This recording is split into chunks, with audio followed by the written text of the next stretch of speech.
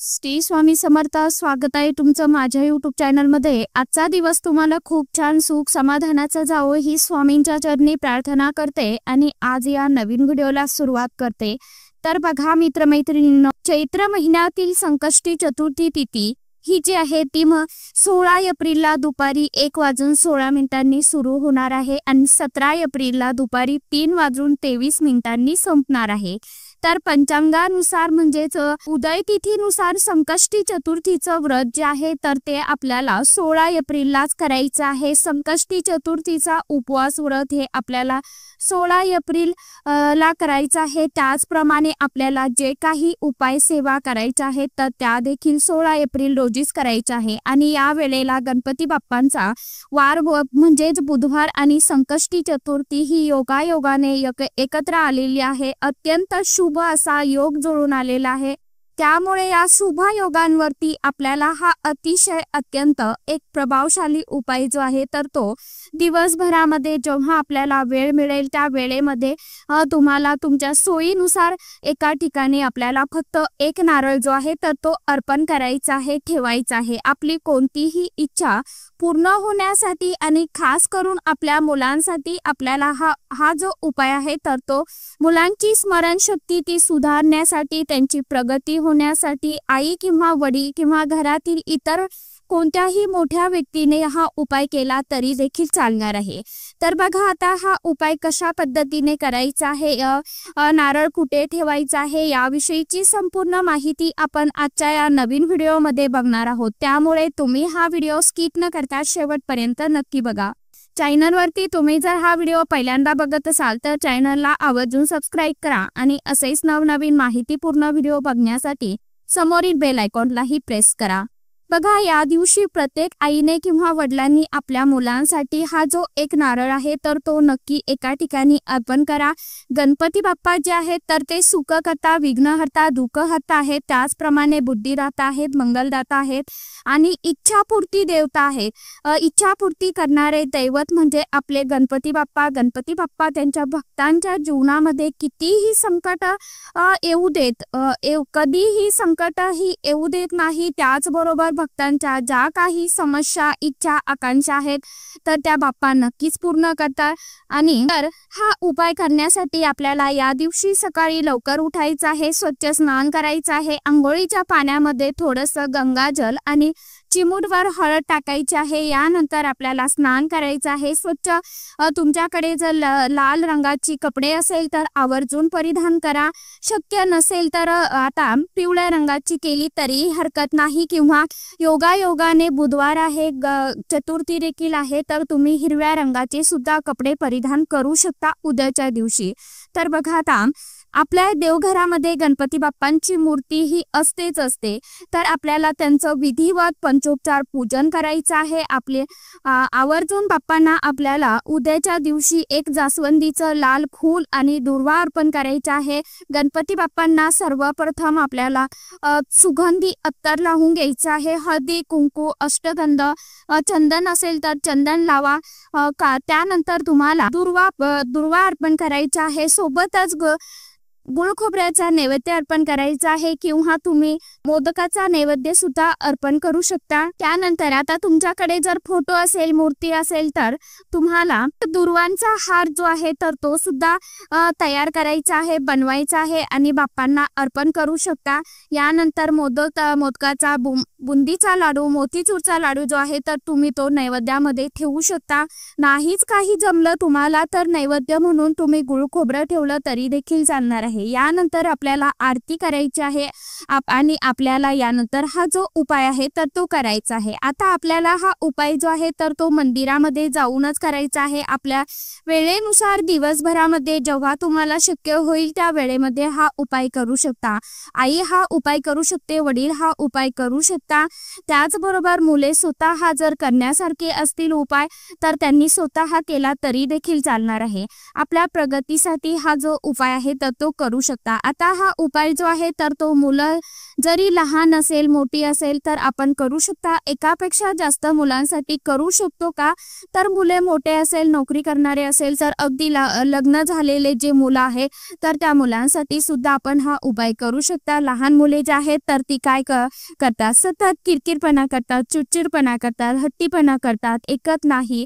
कधी कधी त्यांना नजर दोष लागलेला असतो। शाळेत जाणारी मुले आहेत तर त्यांना वाचलेलं लक्षात राहत नाही, स्मरणशक्ती कमजोर पडते, खूप अभ्यास करतात परंतु परीक्षेच्या वेळी त्यांच्या डोक्यातलं सर्व विसरून जातं, अभ्यासामध्ये मन लागत नाही। बऱ्याच वेळेला मुलांचं तोंड देखलं कौतुक केलं जातं आणि जे लोक कौतुक करतात तर त्यांच्या मनामध्ये मात्र आपल्या मुलांबद्दल वाईट भावना असते। यामुळे काय होतं तर मुलांना नजरबाधा, नजर दोष निर्माण होतात, मुले सतत आजारी पडतात किंवा आपली मुलं वाईट गोष्टींच्या आहारी गेले असतील, व्यसनाच्या नादी लागलेले असतील।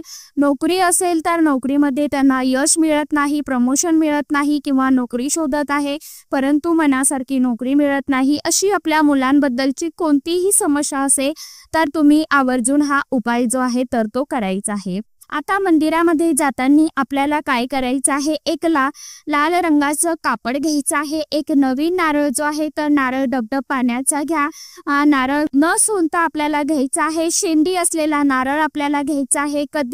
आणि कधीही कुठल्याही गोष्टीसाठी आपण पूजेसाठी वापरलेला नारळ जो आहे तर तो घेऊ नका, नवीनच नारळ उपायांसाठी घ्यायचा आहे। एक स्वच्छ लाल कापड घ्यायचं, यासोबतच आपल्याला 21 दुर्वा घ्यायचा आहे, गुळ खोबरं घ्यायचं आहे, जास्वंदीचं फूल घ्यायचं आहे आणि आपल्याला एक तुपाचा दिवा घेऊन मंदिरामध्ये जायचं आहे।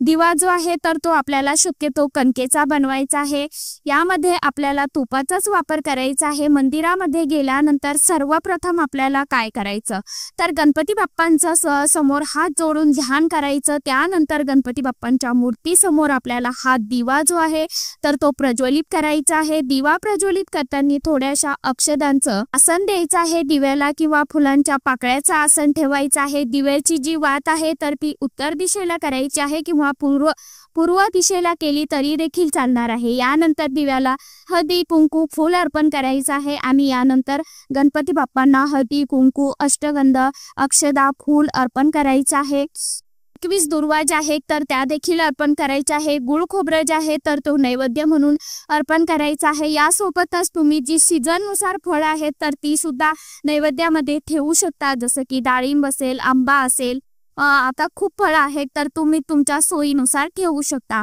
यानंतर आपल्याला काय करायचं तर आपली जी काय इच्छा मनोकामना आहे त्या इच्छेसाठी आपल्याला हा उपाय करायचा आहे, तर ती इच्छा मनोमन बाप्पांना सांगायची आहे, व्यक्त करायची आहे की माझ्या मुलांना परीक्षेमध्ये चांगले मार्क्स मिळू द्या, त्यांना चांगली बुद्धी प्राप्त होऊ द्या, त्यांची शिक्षणामध्ये प्रगती होऊ द्या किंवा आपली जरी एखादी घरातील एखादी इच्छा असेल, मग पैशा संबंधित समस्या असेल किंवा घरामध्ये सतत कुणी आजारी पडत असेल तरी सुद्धा समस्यांसाठी हा उपाय जो आहे तर तो नक्की करू शकता। आपली जी काय समस्या आहे ती बाप्पांना सांगायची आहे। यानंतर आपल्याला काय करायचं, जो आपण नारळ घेतलेला आहे आणि ते कापड घेतलेला आहे त्या कापडामध्ये आपल्याला थोडासा अखंड अक्षदा ठेवायचा आहे, हळदी कुंकू त्यावरती ठेवायचं आहे, एक फूल ठेवायचं आहे आणि नंतर नारळ आपल्याला त्यावरती ठेवायचं आहे। नारळाला देखील आपल्याला हळदी कुंकू लावायचं आहे, ठेवायचं आहे नारळावरती आणि हा नारळ आपल्या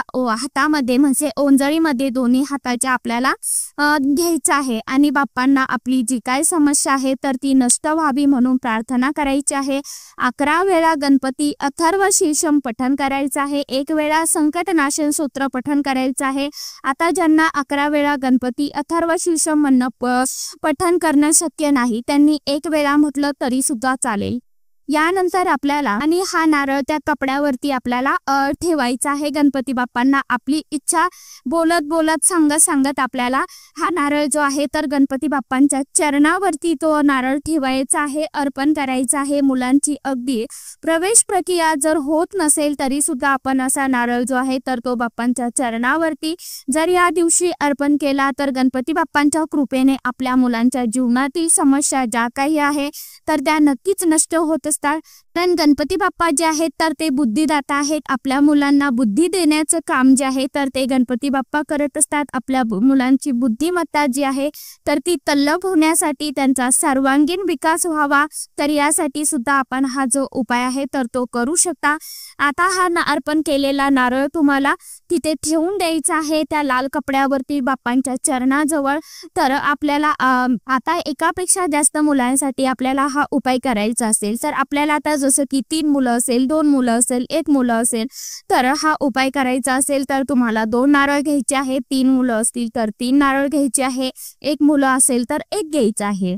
आणि जेव्हा आपण एका मुलाचा उपाय करतो, आपल्या मुलाचं नाव घेऊन तुम्हाला समस्या जी आहे तर ती नारळ अर्पण करत असताना पुन्हा सांगायची आहे.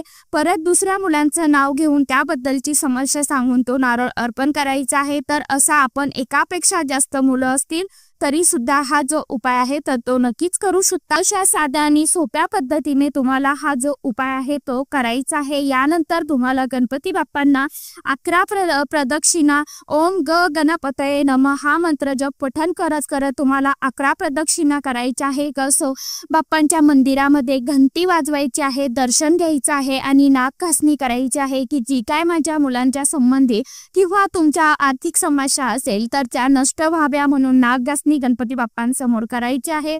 मनोमन प्रार्थना करायची आहे की माझ्या आयुष्यामध्ये सगळं व्यवस्थित चालू द्या, मला जे काय माझे मार्ग बंद झालेले आहेत तर ते चालू होऊ द्या, अशी तुम्हाला मनोमन प्रार्थना करायची आहे. बाप्पांना साकडं घालायचं आहे आणि आपली जी काय इच्छा आहे तर ती बाप्पांना मनोभावे सांगायची आहे.